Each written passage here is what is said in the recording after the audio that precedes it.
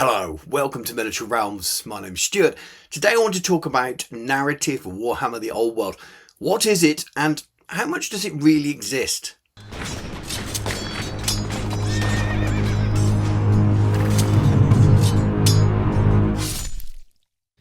Miniature Realms is proudly sponsored by Counter-Attack Bases. They stock a wide range of counters, gaming aids and movement trays for multiple game systems and offer custom items to suit your club or even your podcast or YouTube channel. Make sure you check out their old world compatible range. It's expanding all the time. New ranges are being added soon. Look at these fantastic generals tokens to help those of you who are forgetful remember in-game effects and spells and things like that. And look at these old world legacy army token sets as well. Again, more of these are being added all the time and very nice they are.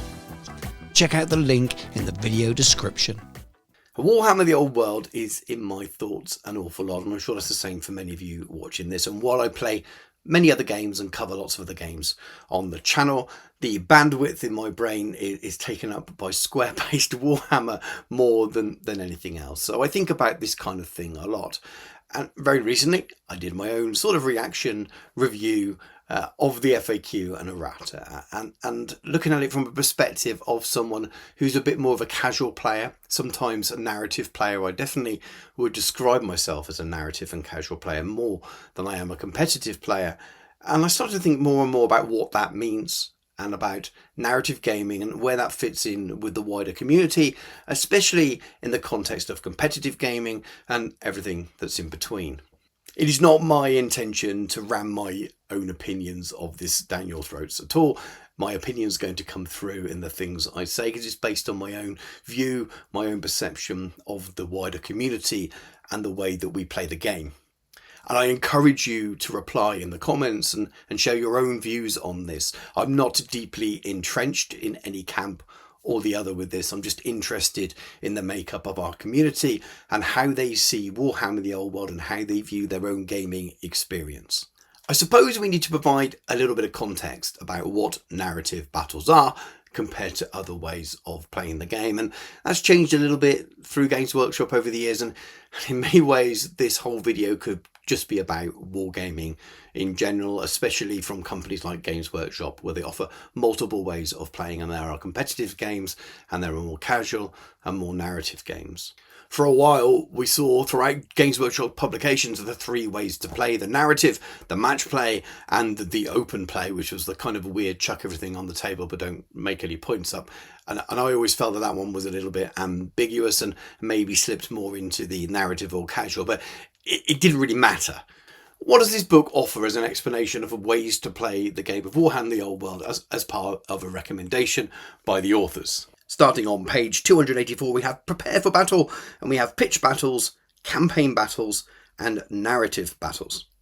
And it's pretty much the same thing as we've always expected, but given slightly different names. Pitch battles, when you read about them, turn out to be pretty much match play. It's matched points. Campaign battles is when you're linking battles together as part of a campaign. I've never really seen that as a way to play rather than an extension of another way to play.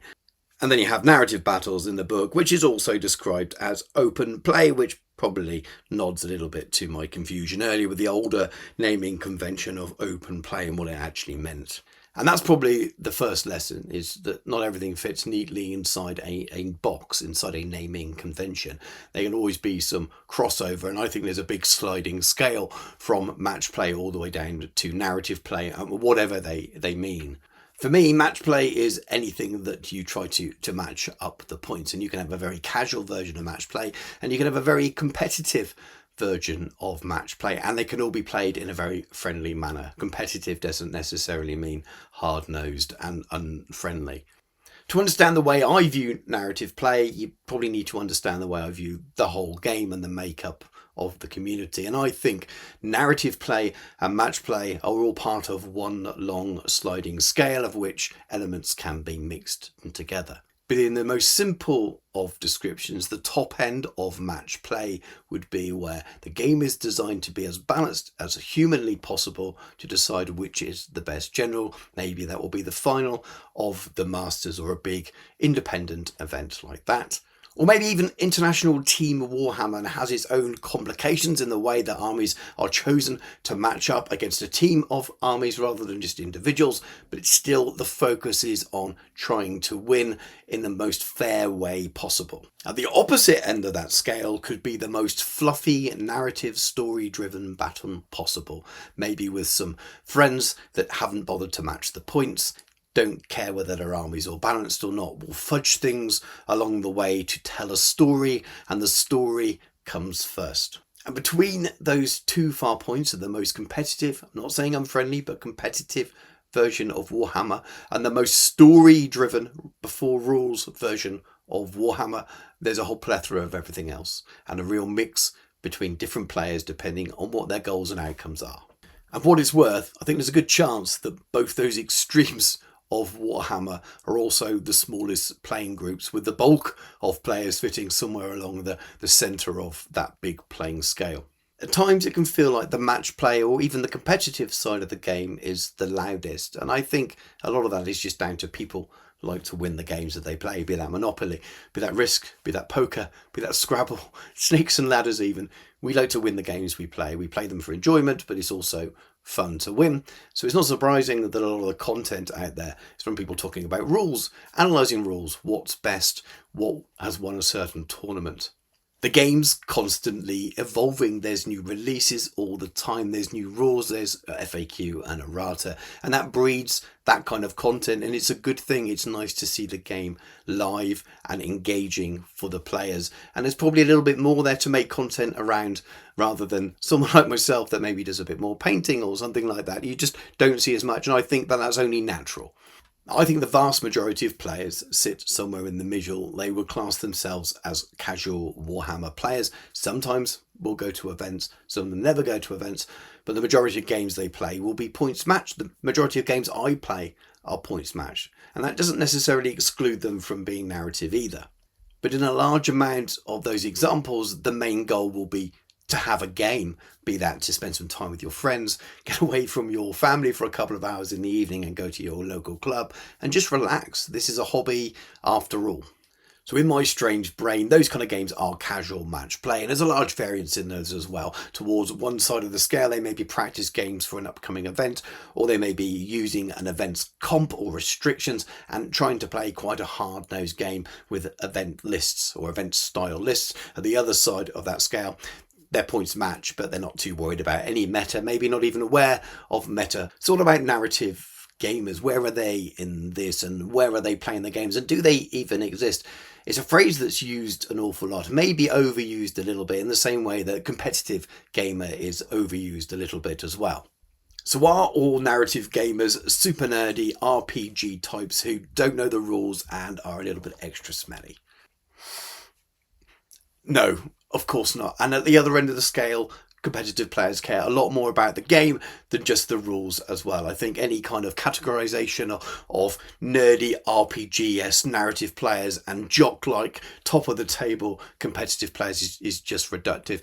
You do occasionally see it, you won't really find it from me. Of course, the kind of narrative game that I've just described, apart from the smelliness, does exist and is fantastic, and I love that kind of thing.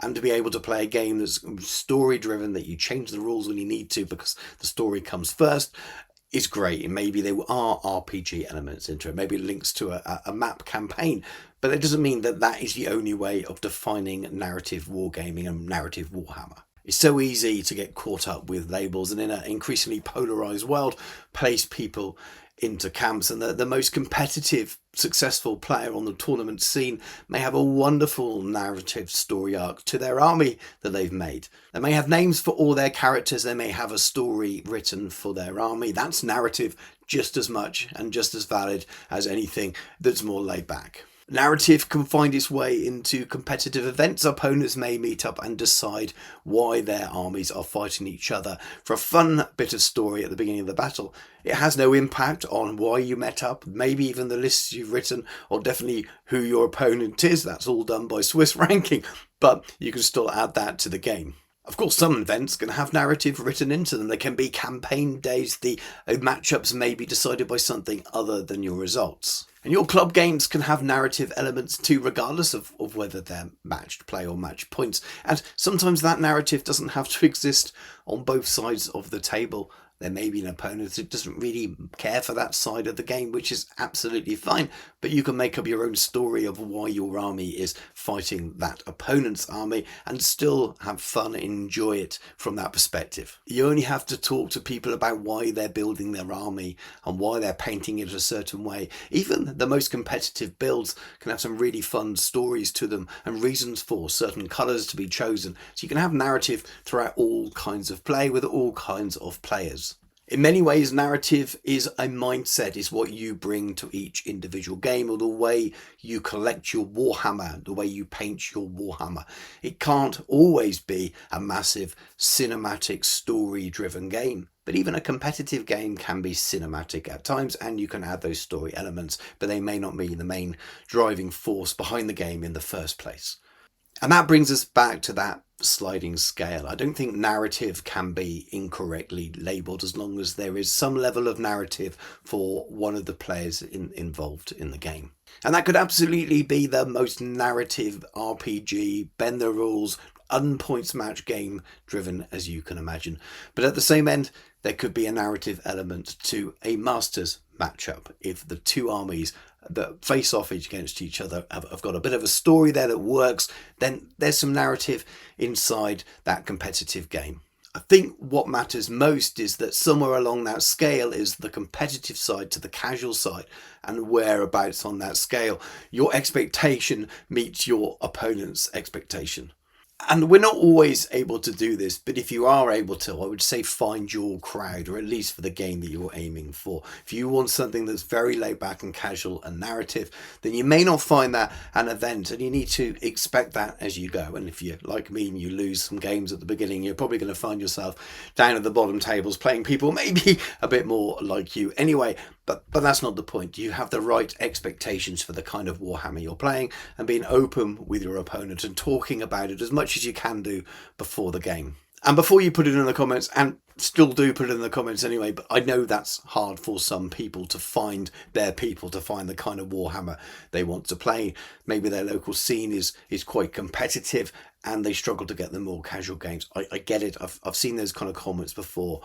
It's not always easy. Maybe there's people in the opposite end of the scale as well who really want top end tournament practice, and all the players in their local meta are quite casual and don't play very hard lists, and they're looking for a slightly harder game. Nothing's ever perfect, and I'm very privileged that I live in an area where there's lots of different game clubs around, and I've got friends that I can meet up for different kinds of Warhammer. Maybe not every week, but I can find the kinds of games that I want to. And I genuinely believe that in most cases you will find people who can play the kind of Warhammer you're looking for. It may not be every week, as I said. Maybe it's something you really build towards and only get to play them 2 or 3 times a year, but it'll be worth it if it's the kind of Warhammer you really like. So I hope you enjoyed my TED Talk. The key points there is I think that there's a sliding scale and a real mix, and you don't need to place people in little boxes or little labels. Yes, some people will fit that, sure, but we live in a polarized world when everyone has to have a really strong opinion about something, and I think there's an awful lot of variance in Warhammer, an awful lot of different kinds of games being played, and I think narrative can exist throughout all the spectrums, from the most competitive player who also loves narrative and lore, and right down to the most narrative player who maybe doesn't enjoy painting. We don't need to put people in these little labelled boxes just to make it easier. But let me know what you think in the comments. Let me know of your experience with your kinds of Warhammer. Can you get the kind of games you're looking for? And what do you think about narrative? Where do you think that fits in within that grand scheme of the wider community for Warhammer the Old World? If you've enjoyed the video, give it a like, drop that comment below, subscribe to the channel if you haven't already done so. There's lots of Warhammer the Old World stuff, and not all just me talking to you on the camera. There's lots of painting tutorials as well, and I review the new stuff as and when it comes out. If you'd like to support me and the channel, please do check out my Patreon. There's a link in the video description. It's the best way to support me and help me keep making videos like this. And thank you so much to all my existing patrons. You guys are absolutely amazing and really, really help me keep doing what I love. Don't forget to check out the channel sponsor Counter Attack Bases. They make loads and loads of gaming aids, including some really cool Warhammer the Old World ones, and they also make custom dice as well. But thank you very much for watching. Take care, and I'll catch you soon.